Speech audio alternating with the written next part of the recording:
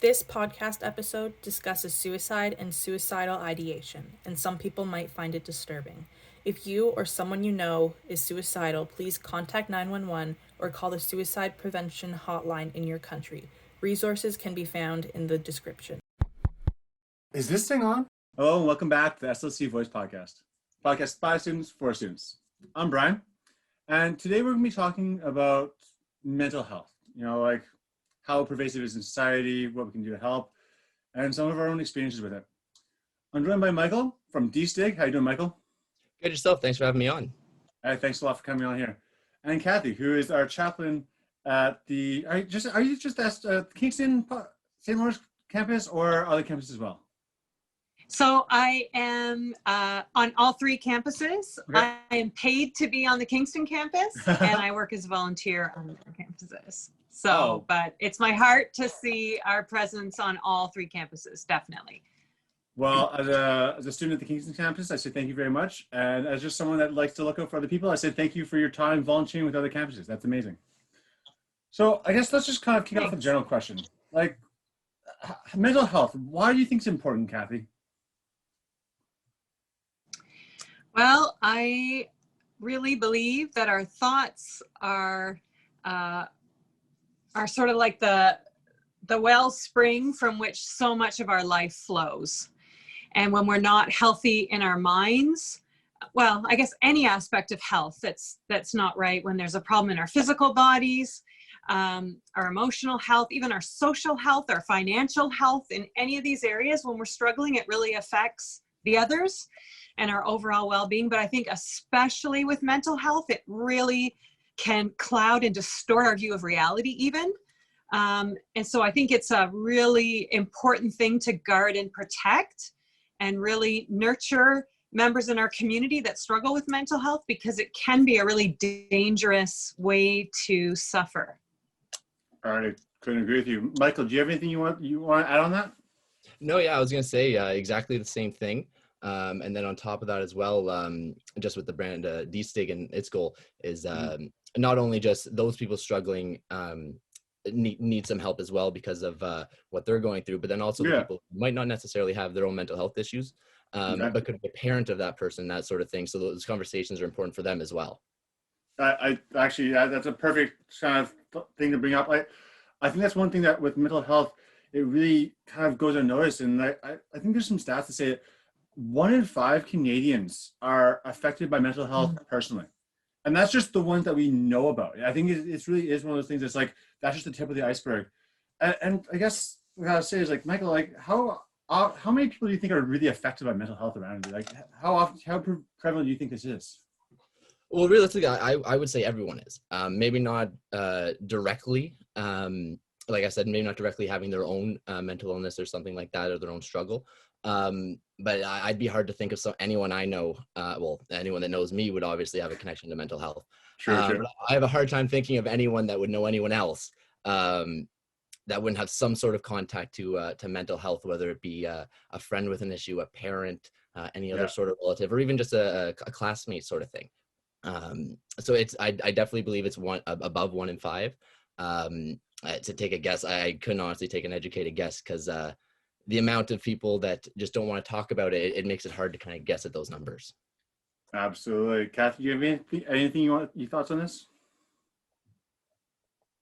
Yeah, I think Michael is right on the money. And I think too, there's a real spectrum of mental health issues. So perhaps not everyone has a medically diagnosed mental health problem. Yeah. But there's certainly a spectrum of difficulties that people struggle with. And I think Michael's right. I think it's not something, I think there's so much shame around mental health that we treat it very differently than a broken leg, for example. And so I think it is really hard to get a good handle on numbers. And even just adding in the spectrum idea, because I completely agree with that as well. And again, with that is that people that are on that spectrum, and I know this, at least for myself, at one point, I was definitely depressed, but not to the point that I felt I needed to talk to anybody, sort of thing. Yeah. So like you said, with that spectrum, what I find is that some people, even though they're struggling, they're like, oh, I'm not struggling as bad, so blah blah sort of That's thing. right. And then they still look down at the other people that still are, sort of thing. It's just all backwards to me, kind of. I Just know, like, oh, yeah. you're worse than me, so I'll look down, even though we are in the same boat, just different, not the exact same circumstances. I know it is kind of that demonization and kind of whitewashing of mental health issues. I think it goes all the time, especially with, you said, with the spectrum of it. Like, I guess, Kathy, I have a question for you. Like, how could you notice if you're having mental health issues or if someone else is? Like, I know a lot of people are just like, oh, I know with the pandemic right now, like, oh, I'm just a little bit sad. Like, are there ways that you can kind of tell just, a little bit of like winter blues from a true growing issue in yourself or someone else? You cut off a little bit there at the end of your question, but I have a feeling I know where you were going. Okay. I don't know if it's my internet or yours. Yeah, I would say, we all have those sort of bad days, Mm-hmm. but I think at a certain point when our bad days are becoming the norm, when our whole perspective is really skewed. The other thing to really pay attention to is eating habits, sleeping habits. When those start to get disrupted, even heart rate, like when your heart is racing, or like it can be breathing problems. And again, it can kind of creep up sometimes, those physical things, that knot in your stomach. So we all have that knot in our stomach sometimes, but if you're having a knot in your stomach every day, or if it's someone are they engaged? Are they fully focused? Are they in shutdown? Are you not hearing back from somebody? Sometimes physical appearance. Is it somebody that normally would, none of us are really bathing as much these days, let's face it. But if it's someone and you really notice a quick shift in sort of personal hygiene and those kind of things, I think substance abuse. Is this somebody that's suddenly using substances in a way that would not be normal?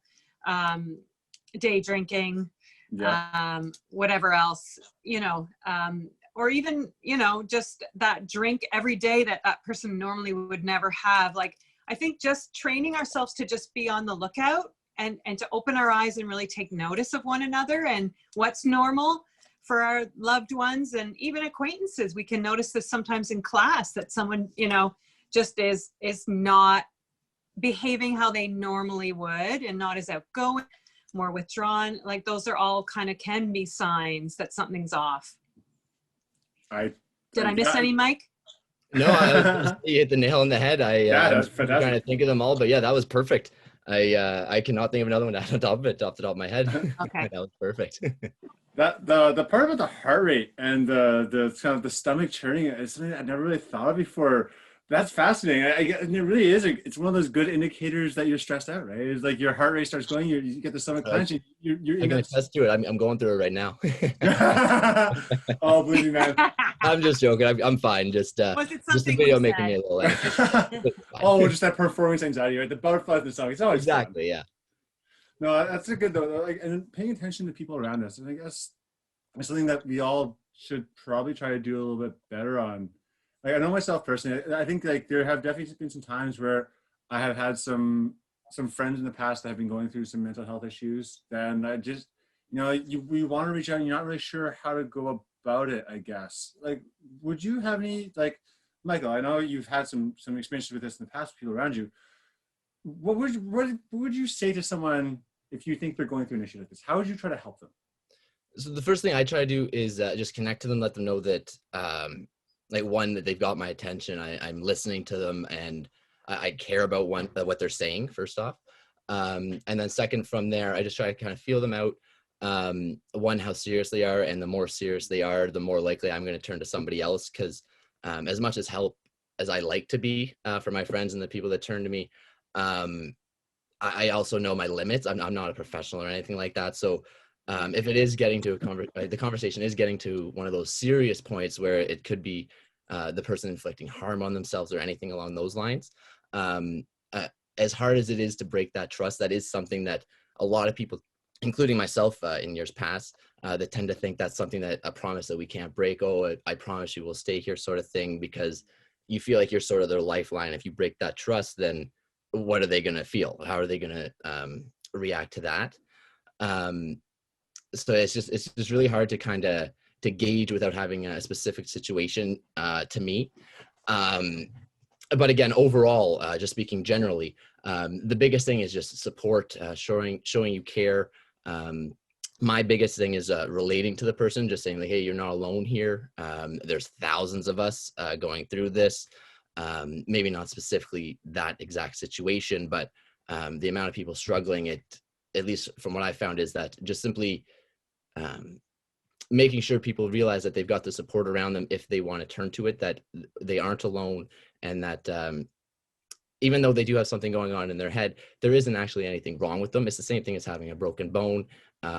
It's just unfortunate that right now you can't just go to the hospital, ER, get a cast and walk out, sort of thing.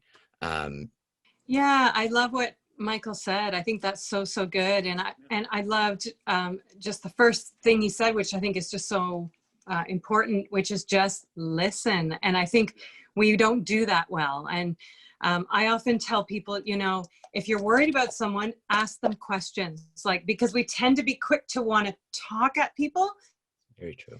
And maybe relate. And often we don't get enough information before we start to talk. And so often just having a listening ear. So I'll often tell people, ask 10 questions. Mm-hmm. You know, how are you doing? How long have you been feeling this way? And then don't be afraid to say, wow, you sound really like you've been struggling. Like, these are a lot of things. You've mentioned your relationship just ended and your school didn't go well last semester and you're really feeling isolated. You know, have you, and you're saying things like, I can't do this anymore. Like, are you feeling like you want to end your life? Like, it's okay to actually ask that question. And if someone says yes, to say, you know, that's a serious thing, like to let people know, like, that's a really big deal that you're feeling this upset. This is really serious. And then, as Mike said, like, we need to act when somebody is feeling that badly. And especially if you're really worried that they could be actually imminent threat to themselves, to say, look, can I connect you? Can I help you connect to some help? You know, there's so many good resources, and maybe we could attach to this podcast some of those crisis line links and whatnot, because there's lots of those. And we could say, you know, can I help you make a connection, whether it's to, you know, depending who it is, to help them find a good resource and actually walk them along with that and offer to support them through that, so that we aren't in a situation like Mike's talking about where we kind of have to call 911 and say, you know, I'm not sure what's going on at my friend's address. I think they could be taking their life. You know, it's great if we can not get there. Absolutely. Yeah, it's one of those things where no one wants to be the person that has to make the decision for someone else, but being there for someone else is the best thing you can do. And like myself personally, I've had some my own issues with mental health in the past, and thank God I wasn't anywhere near to that extent. But there have still been, you know, in those times, you know, I've felt like I can't do this. I don't know what to do. Like I you know, like nothing is important to me. And like you kind of go through these depressive cycles, and you know, you can still say this just boilerplate stuff to everyone on the outside, like, are you doing okay? Oh, yeah, sure, I'm fine. You can act like it, but then, you know, it's the people that are really listening to what you're saying and looking at how you're acting, and you can see it in yourself. And thank God I had people around me that were like, no, man, you're not yourself. Like you're acting differently. You're going on tilt. And thank God I listened. And, you know, I was able to make some very drastic lifestyle changes that have kind of got me to the point where I am now. But it took a lot of effort, and it took a lot of help and support. And that's one thing, is like, it's work, you know, like anything else in life, it's work. It's work to help people. It's work to help yourself, but it's work that should be done and needs to be done. And it's one of the most valuable things you can do for anybody else, is helping them. It's a beautiful, beautiful thing to do, is helping someone get through a rough time in life. Man, that's the best way to kind of give back to those around you. I can't say enough good things about it.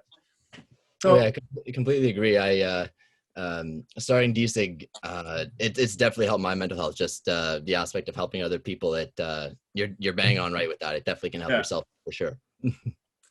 And I think we're all looking for connections. We're looking, and I think especially when we're suffering, we're looking and scanning for someone gets it, for someone who has the time, who cares. I know my mom was a counselor, and a really good one. She would have checkout ladies opening up to her. She had a carpet installed in her office, and the man who installed it told her that he had experienced childhood sexual abuse. And he said, I've never told anyone this my whole life. He's an older man, like older than I am now. And so I just think, if we're open, if we're really seeing people and engaged with people, the person that's in front of us, and we're not sort of distracted, all the places we can be distracted, people actually don't even need to know us that well. Like, Yeah. we're looking for a safe place. And it's like you say, Brian, and it's a special, amazing privilege to be that safe place for someone else. Absolutely. So I just want to spin back to this. Kathy, have you had some problems with mental health past? Is there a reason why you feel so passionate about this? What got you into this this viewpoint, I guess? Well, yes, I've had quite a bit of experience with mental health difficulties. My husband struggles a lot with depression and has a mood disorder. He was diagnosed with cancer when I was pregnant with our second baby. Oh, wow. And and after his physical disease, he really had a lot of mental health, and that is continued. It's not what it used to be, but so I've had a lot of exposure that way. And I am a caregiver. I care for a lot of people. It's my job. It's my family. I definitely love it, and I think I'm on this earth to do it. But there's also been some broken parts of me that have driven me to take care and to not find those boundaries. And that's really caught up on me actually in the last couple of years. And it's manifested with some of the stuff I talked about earlier, with like anxiety. And for me, that's why my biggest cry tonight is know yourself. Like, know yourself, spend time with yourself, because honestly, I feel like things got to a pretty bad point for myself. Kind of panic attacks. I was not eating, struggling with sleep, and just fantasizing about getting hit by a car. Like I wasn't suicidal. I wouldn't take my life. Like, you know, I'm in ministry in the church, and I'm a mom, and I'm a counselor. I'm in that role in so many people's lives. So I'm not allowed to be suicidal. But I would just be driving and be like, oh, if that car just went through the light and just hit me, like that would just be so nice. Wow. And it's like all these things were happening, and I wasn't kind of twigging. Like it took me a long time because I was running at high speed. So I don't know, Mike, how you ended up at kind of your rock bottom, but I'd love to hear that. And I just would really encourage all of us to tune in, because at some point we get our own attention, right? If your car doesn't get tuned up and you leave it long enough, eventually something's going to happen. And it's going to get your attention.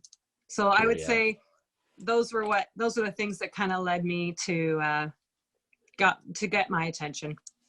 That's powerful.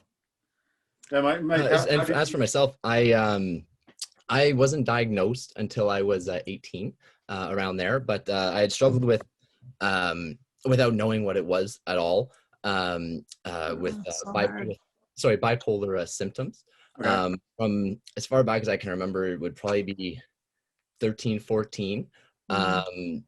But I just completely hid it to myself. I didn't tell anybody. When I was manic, people thought I was just outgoing, fun, that sort of thing. Whereas if I was depressed, I'd just be sitting in my room, still texting people constantly, but not as actively, sort of thing. Then what happened, the reason I ended up talking about it was years down the line, after 4 years with my girlfriend at the time, and during those 4 years, I was far from the ideal boy. A lot of things to do with the mental health, both manic and depressive. But after those 4 years, we had broken up a couple times, and the final straw, at the fourth year, I finally just said, like, okay, like, this is what I've been going through. I never wanted to tell you about it. I haven't told my parents. Like, this is the first time I'm saying it. And she was actually the one that we didn't stay together or anything, but she said, like, I'm going to stay here with you. I'll get you through this. We'll get you in contact with somebody. And honestly, it saved my life. I wouldn't be here without her. That's amazing. Yeah. And it was honestly one of the biggest shows of strength I've ever seen, because like I had just completely hurt this woman, and like she did not deserve any of it. And then for her to turn around and just say, like, okay, I'll still be your lifeline. It was just the most meaningful thing that I think I've ever experienced. But then from there, she followed through with her promise, got me in contact with doctors. I started some medication, started being a lot more open about it, talking to friends. Everyone knew about my situation, so they were able to watch out for me. And then years down the line, I went to SLC, which is actually where my mental health started to have its impact on my schooling. I ended up not going to, because I had just started my medication going into my first year, and it was Seroquel, pretty strong dosage. So I was taking it late at night, being a college student, freedom in the world, and then that would keep me knocked out right through my classes actually in the morning. So that was the first impact. And then after that, I finally got a hold of that, got that under control. But then slowly slipped into a depression where it wasn't the pills making me sleep through school. I was just staying at home, locked in my room. I actually ended up finishing 2 of my 4 years from home because of mental health stuff. Big shout out to, I'm not sure if he's still at the school, but Jeff Pond. Without him, I wouldn't have graduated SLC. He got me set up with the accommodations and everything like that. It's the only way I was able to finish my degree. But I was able to finish my degree thanks to him. Went home, started working for my dad's insurance company. Then a couple of years into that, I was still looking just for a way to make a little bit extra side money sort of thing. Looking at online stores. Then, excuse me. Then actually a few months into that, one of my friends actually committed suicide. Patrice Wren. He was one of my best friends growing up playing hockey with him. And I had actually reached out to him in the days prior. Sorry about that. In the days prior, because he had put up a Snapchat story just saying, this is what extreme depression looks like. And it was 3:20 in the morning. I still had a shot in my phone.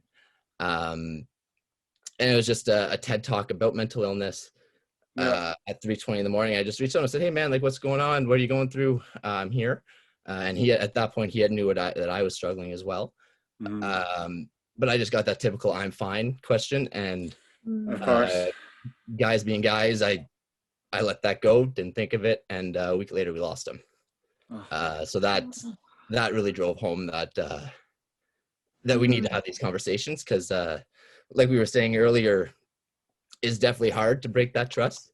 But I can say with every ounce in me that I wish I would have. That's awful, man. I'm so sorry for you. I can tell it still affects you to this day. And I think it's, from what you talk about with your Dig Stick company, it seems to be you're really trying to turn this into something positive. Exactly. It's hard, though. And that is what the goal with D-Stig, and D-Stig, again, like you were saying, is the online brand we started. Again, just selling merch with the goal of starting conversations. And the reason we did that was actually standing at Patty's funeral with my brother. We were just standing there and just seeing a church full of people, just all that would have begged for him to talk to him, for him to talk to us.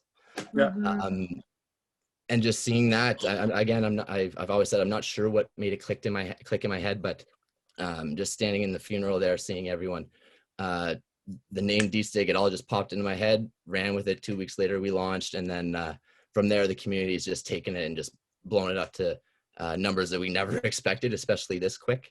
But yeah, it is as great as we're doing now. It definitely comes out of a darker past. Absolutely.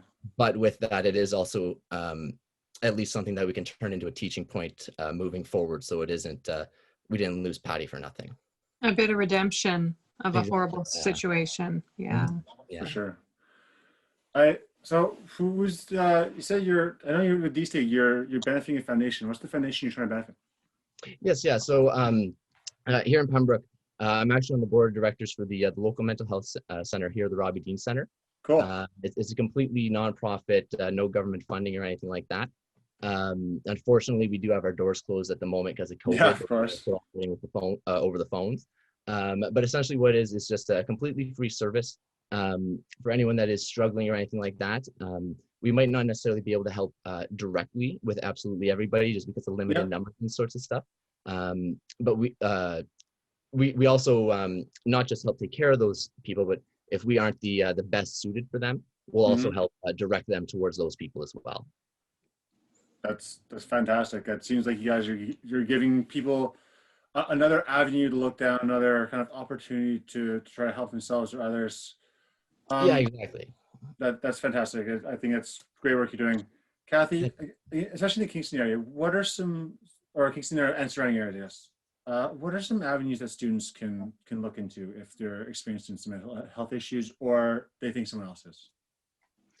Yeah, I think a great place to start is our counseling and wellness at St. Lawrence.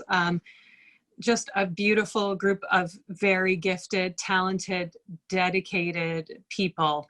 And that's on all our campuses that we have those services. And they're really good to refer to others, to other groups. So I think that's a really good starting point. There's also a wellness app that we have. I think is it TAO? Yeah, it is Tao Wellness app. I like it. I've used it a couple times. It's an interesting little thing to incorporate, so people should definitely check that out. Well, a lot of students like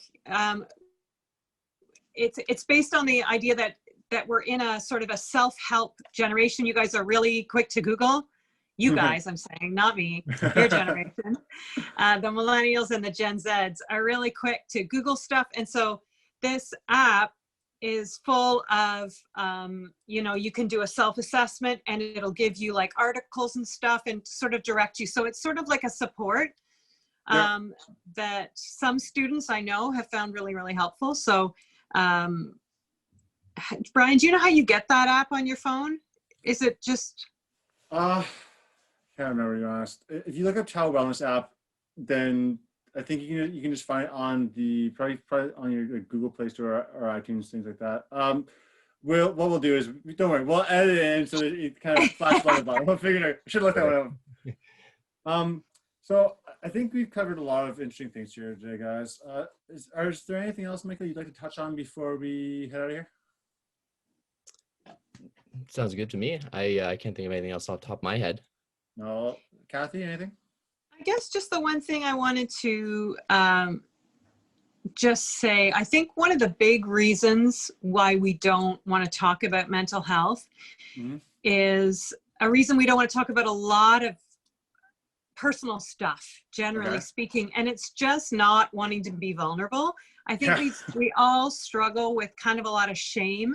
And it's like the persona that I put out to the world versus the real me.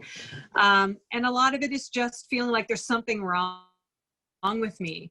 And, that is just such a lie that so many people struggle. And, I'm sure, Mike, you could talk about this with your friend, as well as others I know who've ended their lives, that it's just horrifying to imagine such hopelessness and in some cases such self-loathing that we can get. And that's back to your first question, Brian, when you talked about why is mental health so important, and it just can be so deceptive.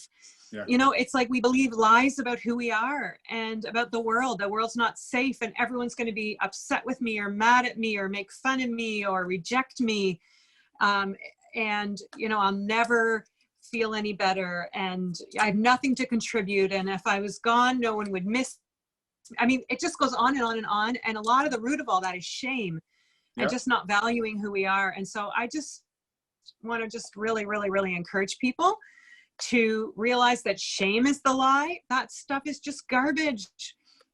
We are all made so uniquely and wonderfully, and it's just incredible what a little help can do and a little encouragement can do. So I think really just for each of us in a crisis to kind of really reach out, and when we're not in a crisis to start to build those healthy habits and get those good connections so that we're getting ready for the storms. Because we all are going to have storms.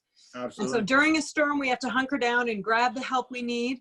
When we're not in a storm, then it's time to be like, okay, how can I storm-proof my life? What kinds of things do I need? I need healthy habits. I need to start to really look at myself and get to know myself. I need to start to really address some of the hurts in my life so that when the storms come, I can bear them. It's, I call that spiritual resilience, building that resilience in ourselves to be able to weather the storms. And it's just hard when we've been wounded and haven't let ourselves heal and then barricade ourselves off from everyone because of shame. So anyway, No, that's my last deep thought.